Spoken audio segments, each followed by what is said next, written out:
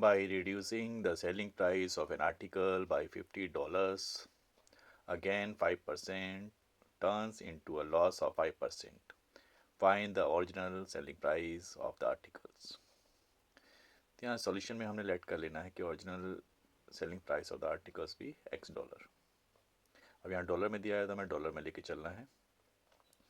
तो let the original selling price be $X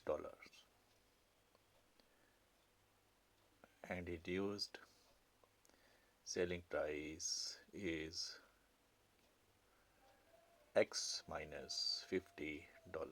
ये दो केस के लिए हमें सॉल्व करना है, एक तो ओरिजिनल प्राइस और रिड्यूस होने के बाद जो प्राइस है उसका फ़र्क होता है 5% गेन होता है जब ओरिजिनल प्राइस था, और लॉस के बाद उसे X minus 50 का वो सील करता है।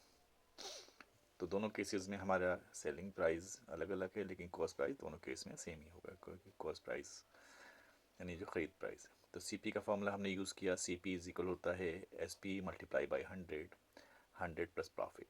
आउट ऑफ 100 पे जितना प्रॉफिट है प्रॉफिट यहाँ रखना है। And same formula C P का सेकंड केस में यूज़ करना है, C P is equal to S P multiply by 100 minus loss. Out of 100 पे जो लॉस हुआ है वो 5% है, $5 का है। Now put the value x multiply by 100, वो 100 प्लस 5 यानी 105। And C P is equal to यहाँ पे भी 100 x माइनस 50 मल्टीप्लाई बाई 100 और नीचे 5% माइनस किया तो 95।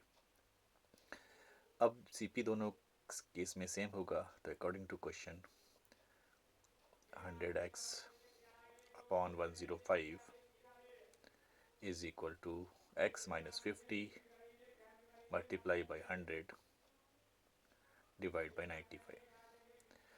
अब यहाँ कैंसिल हो गया, 100 से 100, 5 से यहाँ कैंसिल हुआ 21, ये 19 आ गया। क्रॉस मल्टीप्लाई किया, 19x is equal to 21x minus 1050। Object change कर लिया, 1050 को लेफ्ट साइड में लिख के आए, 21x से माइनस 19x माइनस हुआ तो 2x मिला। तो x की वैल्यू यहाँ से मिल गई 525, 2 से डिवाइड कर दिया तो $525। तो ये इसका ओरिजिनल प्राइस होगा, दैट्स आंसर। तो $525।